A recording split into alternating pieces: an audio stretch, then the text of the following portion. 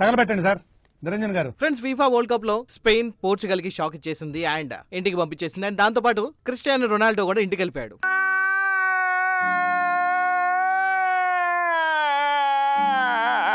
అయితే world wide గా ఉన్న Portugal fans and Cristiano Ronaldo fans బాధపడుతూ ఉంటే, మన ఇండియాలో ముఖ్యంగా మన తెలుగు వాళ్ళు మాత్రం ఇంకొక విషయం గురించి చాలా బాగా బాధపడుతున్నారు అనమాట. ఏంటంటే బేసిక్ గా ఇక్కడ ఫుట్బాల్ అనగానే చాలా మంది మాట్లాడడానికి ట్రై చేస్తూ ఉంటారు. అండ్ వాళ్ళకేదో ఫుట్బాల్ గురించి బాగా తెలుసు అన్నట్టుగానే ఇక్కడ మెస్సీ, రొనాల్డో అండ్ నెయ్మర్ పేర్ల గురించి ఎప్పుడు తీసి మాట్లాడుతూ ఉంటారనమాట.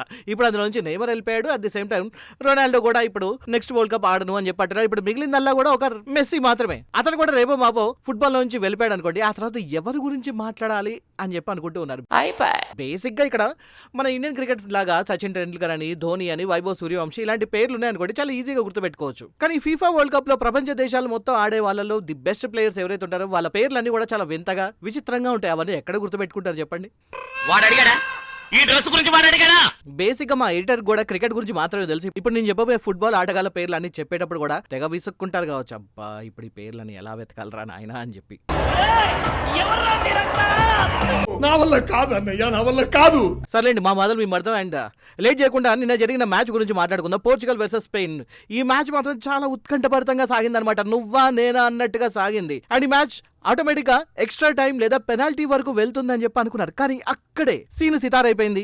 98th మినిట్ తర్వాత వచ్చిన యాడెడ్ టైం ఏదైతే ఉంటుందో అక్కడ మికెల్ మెరీనో వచ్చేసి ఒక అద్భుతమైన గోల్ తోని స్పెయిన్ ని గెలిపించాడు అండ్ పోర్చుగల్ ని ఇంటికి పంపించేశాడు అనమాట. సింపుల్ గా చెప్పాలంటే పోర్చుగల్ ని వరల్డ్ కప్ నుంచి ఎలిమినేట్ చేసేశారు. అరే 24 అవర్స్ లో ఎంత పెద్ద మార్పులు జరిగిపోయాయి. ఒక పక్క నెయ్మర్ వెళ్ళిపోయాడు, ఆ తర్వాత రొనాల్డో కూడా చివరి వరల్డ్ కప్ ఆడేసి వెనుదిరిగి వెళ్ళిపోయాడు. అండ్ ఇక్కడ అభిమానులు చాలా చాలా చాలా బాధపడుతున్నారు. క్లైమాక్స్ లో కళ్ళెంబట్ నీళ్ళు తెప్పించేశారు సార్. బాగా కనెక్ట్ అయినట్టు. ముఖ్యంగా మీ అందరికి తెలిసిన స్పీడ్ గుర్తున్నాడు కదా. స్పీడ్ అయితే అసలు అక్కడ స్టేడియంలోనే ఏడుస్తూ కింద పడిపోయాడు.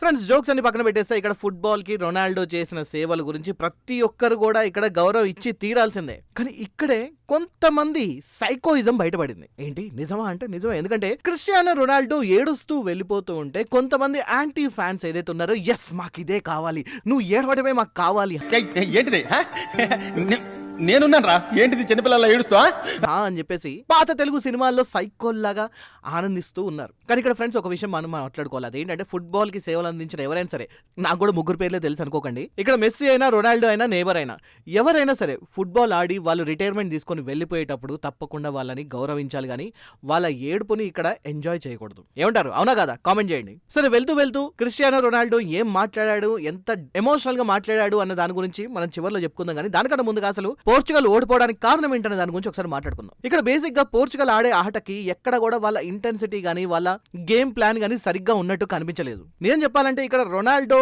అండ్ బ్రూనో ఫెర్నాండెస్ తో సహా అందరూ కూడా చాలా చెత్తగా ఆడారు. ఇది మాత్రం వాస్తవం. ఇక్కడ కొద్ది గొప్ప ఎవరైనా ది బెస్ట్ ఉన్నారు అంటే మాత్రం అది గోల్ కీపర్ డియాగో కోస్టా అని చెప్పి మాత్రం అనుకోవాలి. ఎందుకంటే అతను లేకపోయి ఉంటే స్పెయిన్ ఒక 4-5 గోల్స్ ఈజీగా చేసుండేది. నేను చెప్పాలంటే డియాగో కోస్టా అక్కడ ఒక ఐరన్ వాల్ లాగా అక్కడే నిలబడ్డాడు. మొత్తానికి అయితే ఒక్క గోల్ కూడా కానివ్వకుండా చాలా కష్టపడ్డాడు. అండ్ అక్కడ డిఫెండర్ నూనో మెండిస్ కూడా చాలా కష్టపడ్డాడు అని చెప్పి అనుకోవచ్చు. కానీ సెకండ్ హాఫ్ లో అతనికి గాయమైంది. సో అక్కడే చాలా పెద్ద దెబ్బ తగిలింది అని చెప్పి అనుకోవాలి. ఎనీహౌ ఫస్ట్ హాఫ్ లో పోర్చుగల్ వర్సెస్ స్పెయిన్ ఈ ఇద్దరు కూడా నువ్వా నేనా అన్నట్టుగా సాగారు. కానీ సెకండ్ హాఫ్ వచ్చేసరికి కాస్త పోర్చుగల్ వెనకబడిపోయింది అన్న సంగతి మ్యాచ్ చూస్తున్న వాళ్ళందరికీ కూడా క్లియర్ కట్ గా అర్థమైపోయింది. అరే క్రిస్టియానో రొనాల్డోకి ఏమైంది, మ్యాజిక్ చేస్తాడు అనుకుంటే ఎందుకు చేయలేకపోతున్నాడు అని చెప్పేసి అందరు షాక్ అయ్యారు.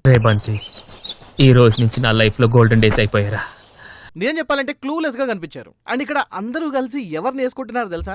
జస్ట్ లైక్ ఇప్పుడు మన టీమిండియాకి సంబంధించి గౌతమ్ గంభీర్ ని ఎలా అయితే అందరూ ఒక రేంజ్ లో విమర్శిస్తున్నారో, అలాగే ఇక్కడ పోర్చుగల్ మేనేజర్ రొబెర్టో మార్టినెజ్ మీద విరుచుకుపడుతున్నారు. ఎందుకంటే బెస్ట్ ఫామ్ లో ఉన్న ఆటగాళ్లు కూడా ఈ మేనేజర్ ప్లానింగ్స్ వల్ల చాలా ఫెయిల్ అయిపోయారు అనమాట.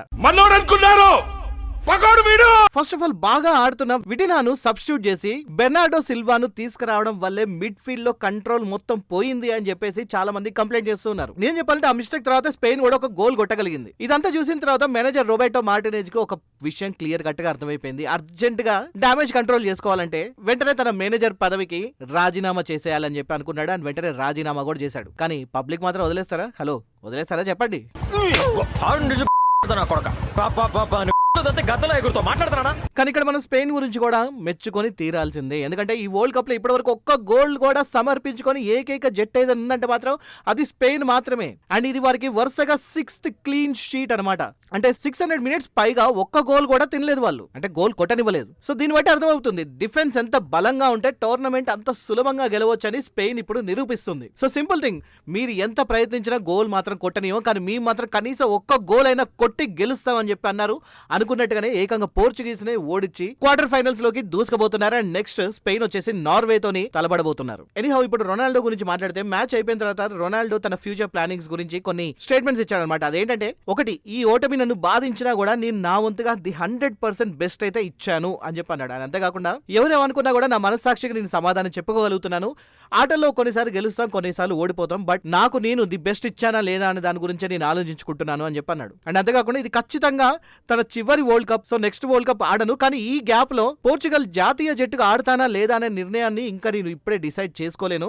నా కుటుంబంతో కాస్త సమయం గడిపిన తర్వాత, ఈ షాక్ నుంచి బయటకు వచ్చిన తర్వాత నేను ఒక నిర్ణయం తీసుకుంటాను అని చెప్పి అన్నాడు. సో నెక్స్ట్ వరల్డ్ కప్ అయితే ఆడట్లేదు, బట్ ఈ మధ్యలో ఈ గ్యాప్ లో 1-2 సంవత్సరాలన్నా పోర్చుగల్ కి ఆడతాడా లేదా అనేది కూడా ఇప్పుడు ఒక క్వశ్చన్ మార్క్ గానే ఉంది. ఇంకొక విషయం ఏమన్నాడంటే, తను రావడానికి ముందు పోర్చుగల్ కి కనీసం ఒక్క ట్రోఫీ కూడా లేదు, బట్ తన కెరీర్ లోనే పోర్చుగల్ కు 3 ట్రోఫీలు అందించాను, కాబట్టి ఈ విషయంలో నేను చాలా సంతోషంగా ఉన్నాను. వరల్డ్ కప్ అనేది రాలేదు, నేను ఒప్పుకుంటాను, బట్ నా దృష్టిలో యూరో 2016 గెలవడం అనేది వరల్డ్ కప్ గెలవడంతో సమానం అని చెప్పేసి రొనాల్డో తన కెరీర్ లోనే చాలా పెద్ద స్టేట్మెంట్ ఇచ్చాడు. ఎనీహౌ క్రిస్టియానో రొనాల్డో మాత్రం ఫుట్బాల్ కి చేసిన సేవల గురించి ఎవరు మర్చిపోదు ఫ్రెండ్స్. అండ్ ఈ రొనాల్డో, మెస్సీ అండ్ వీళ్ళ ఫ్యాన్స్ గొడవలు ఎప్పుడు ఉండేటివే, బట్ మనం ఇక్కడ ఒక విషయం గుర్తుంచుకోవాలి, యుద్ధంలో కూడా శత్రు దేశంలో ఎవరైనా వీరోచితంగా పోరాడితే వాళ్ళని కూడా మెచ్చుకుంటుంది ఈ ప్రపంచం. కాబట్టి it's just a football. Ronaldo కలగన్న ఒకే ఒక్క వరల్డ్ కప్ అతని చేతిలోకి రాలేదు, but still he played a wonderful football. కాబట్టి ఒక్కసారి అందరం కూడా చప్పట్లు కొడుతూ అప్రిషియేట్ చేద్దాం. ఎక్కడ కొట్టాలంటే కామెంట్ సెక్షన్ లో కొట్టండి. సో అదనమాట సంగతి. మొత్తానికి అయితే వీడియో నచ్చితే లైక్ చేయండి, షేర్ చేయండి అండ్ హైప్ ఇవ్వడం మర్చిపోవద్దు. మళ్ళీ ఇంకొక వీడియోతో మళ్ళీ కలుస్తాను. Thank you so much for watching.